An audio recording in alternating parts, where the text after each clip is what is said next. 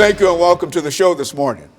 The topic this morning is the 50th anniversary of the Voting Rights Act of 1965. And we have with us this morning to talk about the 50th anniversary of the Voting Rights Act of 1965, Dr. LBaldwin. And of course, Dr. Baldwin, you've been with us on many occasions. Every time I come with you, I have to say that because people said, didn't I see him last week with you? And I said, yeah, because he's got all of the information that we want. And I think that what we are going to talk about this morning, dealing with the 50th anniversary of the Voting Rights Act of 1965, is very important in view of what is going on in politics and during the political season at this time. But Dr. Baldwin, let's go back further than this period. Let's look at the period immediately after slavery, when Africans were emancipated, and start from there and talk about not only the 15th Amendment, but say something about the 13th and the 14th Amendment to the Constitution and how important these amendments are. Yeah, that's very important in terms of giving us some understanding of where we are today. The 13th Amendment in 1865 ended slavery. And not only in the rebel states, but throughout the United States. The Emancipation Proclamation simply ended slavery in the rebel states. But when you get the 13th Amendment in 1865, it ends slavery throughout the United States. Then you get the 14th Amendment, which guaranteed citizenship to Africans, and the 15th Amendment, which was ratified in February 1870, really gave Africans the right to vote. Now the problem is that voting was never up to the levels that it should have been between the period of 1870 up to 1865. We had to have the Voting Rights Act in 1865 to guarantee that most people of African descent in this country would have the right to vote and would be able to exercise that right. So with the 15th Amendment, 1870, a very important landmark in our history. Blacks were given the right to vote, but they were never able to vote up to the levels that they should have voted. And we had to wait, of course, until the Civil Rights Act, or the Voting Rights Act, rather, of 1965, which, as you well know, was signed into law on August 6, 1965 by President Leonard B. Johnson.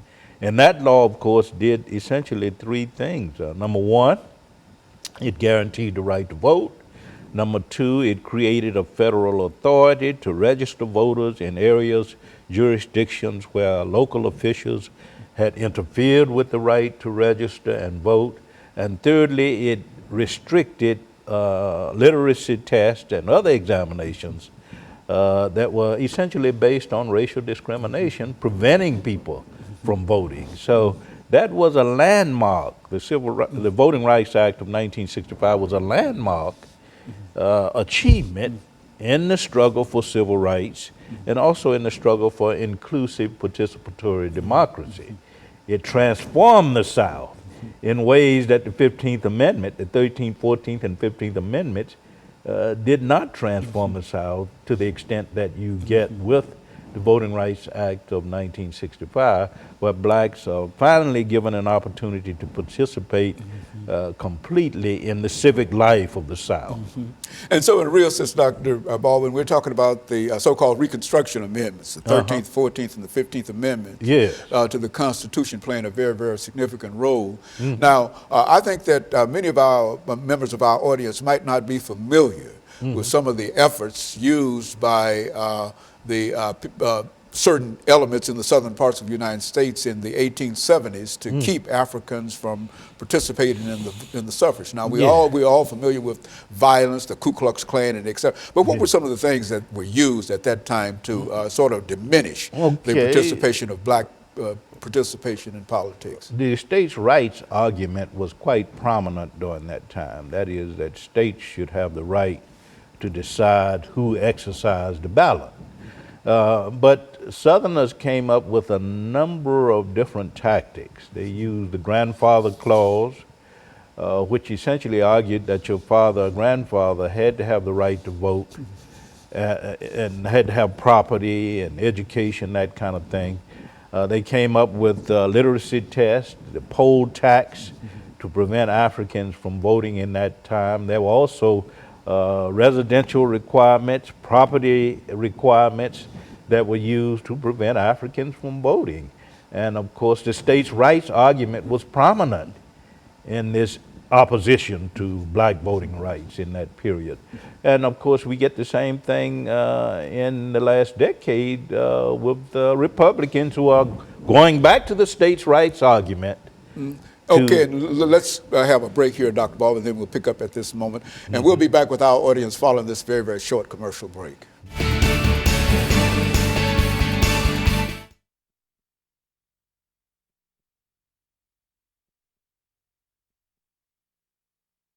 Because the 50th anniversary is important, but why is that important? Because we've got people in all these state legislations, even the state of Tennessee, passing laws that somehow restrict and prohibit people from participating. Voter ID laws, relocated polling places, that whole thing. Early voting cut out. That's right. That's the same thing. Some of the violence that was practiced by the early people in the 1870s. Oh, absolutely. To keep black folks from, Klan and all of that, I didn't really get through that. That's what John Hope Franklin said by 1898, blacks were completely disenfranchised. That's right. In the South. That's what bring all that information. I know you got that information. I know you got it on that list. I don't have to be doing that list. You got credibility. You don't have no list in here. Okay, very good. This is 8 minutes, and so we'll just pick up and sort of look at some of the opposition to black folks. Because that's the thing, And you might say something about, in spite of this opposition, some of these black folks did get a chance to get to Congress and et cetera. Absolutely. John Lewis and the efforts he's making to renew and upgrade the Voting Rights Act. So.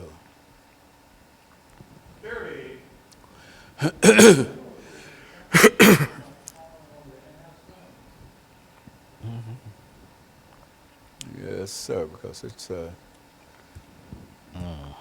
this is going fast. This is 8 minutes coming to 9.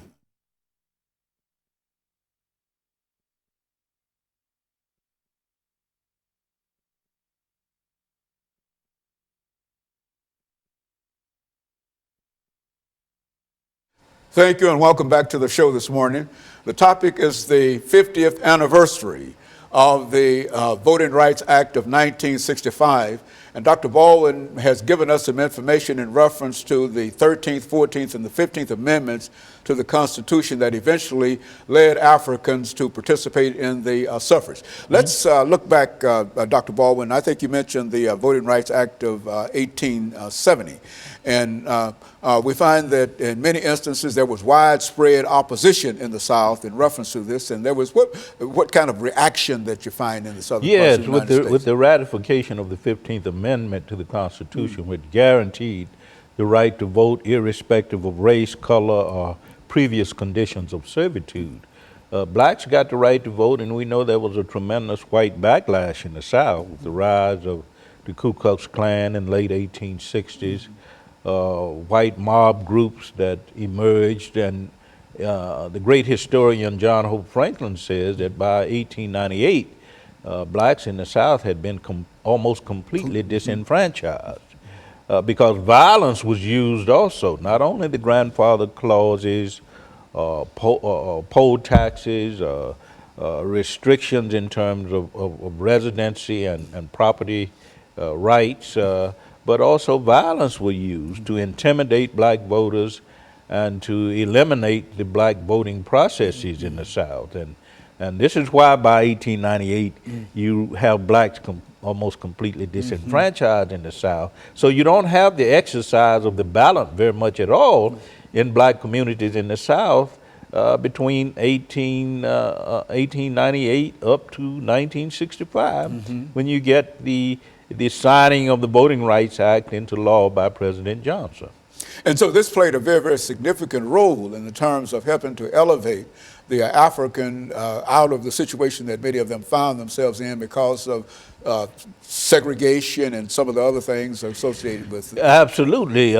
With the Voting Rights Act of 1965, you really get a kind of transformation from what was called the Old South to what Martin Luther King Jr. and others called the New South.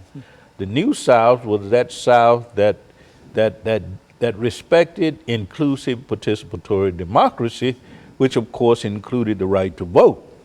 That's why Dr. King felt that the Voting Rights Act was such a landmark achievement in the civil rights struggle, because he felt that in order to have economic power, you have to have political power. In other words, political power is a path to economic power. This is why it was so important for Dr. King, Julian Bond, who recently passed away, and others who were actively involved in the struggle for voting rights. And so also, I think, Dr. Baldwin, Africans started to appear in Congress for the first time during this period between 1870 and 1898. Exactly. And that played a significant role in reference to bringing black folks out to vote. Exactly. In some of the state legislatures, meaning South Carolina, for an example, blacks outnumbered whites. So for the first time, you get people who were once slaves having the right to vote, having the right to hold political office. And of course, that was very intimidating to white Southerners at that time. So they resorted to states' rights tactics, arguments to sort of reinforce or reclaim or reinstate traditions of white supremacy. And of course, we see that going on today with these new voter ID laws. Some 34 states today have voter ID laws, some of which are very strict. They require government or state-issued voter IDs. Take Texas, for an example, which has one of the strictest voter ID laws. There, they only respect driver's license, military IDs, passports, gun licenses, but they don't respect student IDs. So what you have now today is a retreat to what happened in the past, going back to these states' rights arguments, arguing that states have the right to determine who are qualified to vote, that there's no need for federal oversight. And of course, that results from a Supreme Court decision in 2013, which essentially struck down, I think, Part 4 of the Civil Rights Act, Voting Rights Act rather, which said that there had to be some permission from the federal government, some pre-clearance through the federal government before states could make any changes in their laws or regulations with respect to registration, voting, elections. And so what we have today is a revisitation of many of the same kinds of arguments that existed in the late 19th century. And in other words, when folks, excuse me, talked about the grandfather clause in the 1870s after the passage of the act in 1870, today they no longer talk about the grandfather clause, but they come up with the system that means that you have to have a passport in order to a government-issued ID or state-issued ID. What they're doing also, they're relocating polling places. They are also cutting early voting days. You know, black churches for a long time, since 1965, have devoted Sundays to days of registration. They have what they call souls to the polls missions. And of course, with the cutting of early voting days, that has been essentially eliminated. So what you have here, of course, are voting rights restrictions that have been put into place that mainly affects minorities, the elderly, students, and that's really a revisitation of what we've seen in earlier days in history. It's a repeat of the same kind of laws. It might not say that you have to, in order for you to vote, your grandfather has to vote, but if you come up with a gun restriction, I mean, voting only if you have voting ID, voting restrictions. Those are the same restrictions then and restrictions there. Receive the same kind of support. Yeah, right. The only difference is that in the late 19th century and the early part of the 20th century, restrictions were clearly based on race. Now you have a more subtle approach to voter restriction and voter suppression, and it's mainly led by people in the Republican Party, unfortunately. You have today in 2015 what is called the Voter Rights Amendment Act put forth by Democrats. And what they want to do is to upgrade the Voting Rights Act to reinstate this emphasis on what? Federal oversight and the need for states to get pre-clearance from the federal government before they make changes in voting. With an effort of trying to what? Open the franchise for all groups, minorities, or whatever. And to expand it. And expand it. Very Exactly. good. Okay, and of course what we're going to do, we're going to take this second commercial break, and we'll be back with our audience following this very, very short commercial break.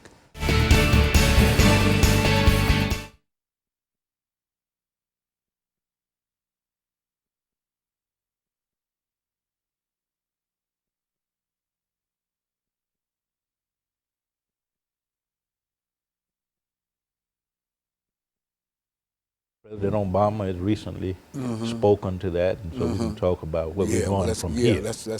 That's it. That's very good. Yeah, that's what we want. Yeah, this is it.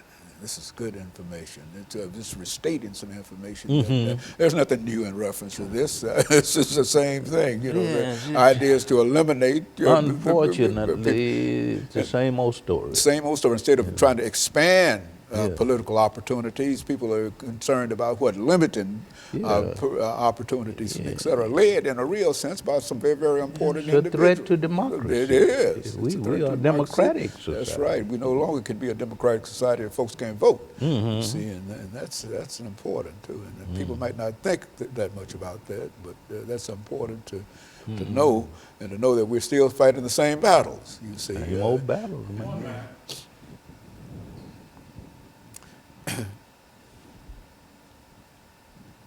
Yeah, this is excellent information, Dr. Baldwin. Appreciate it. Go and throw it at us, man. That's what we need. We need to hear it.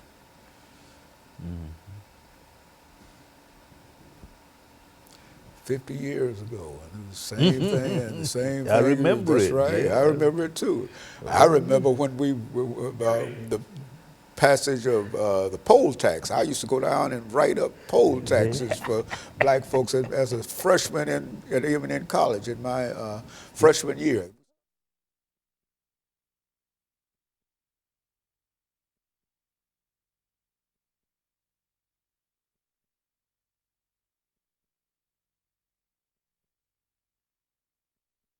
Thank you and welcome back to the final segment of the show for today. We're talking to Dr. LBaldwin from Vanderbilt University, and the topic is the 50th anniversary of the Voting Rights Act of 1965. And Dr. Baldwin, let's use this final 10 minutes of this show to give you an opportunity to expand in a real sense upon some of the issues dealing with the suffrage. As a matter of fact, I think the last time you were with us, we talked about the contemporary Black Lives Matter movement. And now that movement has become widespread. The knowledge of it has become widespread throughout the United States. And so if you want to bring in some additional information in reference to that and the voting rights, just feel free to deal with that kind of information. And it's interesting that you would bring that up, because many who are fighting for expanded voting rights are also bringing in this Black Lives Matter dimension. And that movement too is becoming a part of the voting rights movement, because it all has to do with respect for the sanctity, the sacredness, the dignity and worth of black life. That is, we need to have God-given rights that all other citizens have. That is the right to life, liberty, the pursuit of happiness, the right to vote as well. So what we are seeing today, among Democrats especially, is a call for the upgrading of the Voting Rights Act to reinstate this principle of pre-clearance, to make sure that there's some federal oversight over voting practices in states that have a history of discrimination. I mentioned before the break that Democrats have come up with the Voting Rights Amendment Act of 2015, which is about reinstating federal oversight. Some are saying that we need that oversight in 13 states, mostly in the South, that have a history of discrimination. President Obama had said that September 22nd, 2015 will be National Voter Registration Day.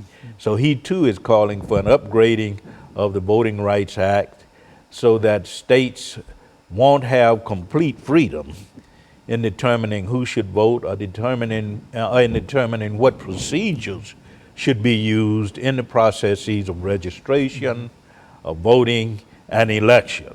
So I think these are important developments, and if you ask me, I would say in the 2016 presidential election, voting rights will be a very prominent issue because Republicans have essentially lined up against what's going on with the Democrats in terms of this push for more federal oversight over voting practices and registration procedures in the South.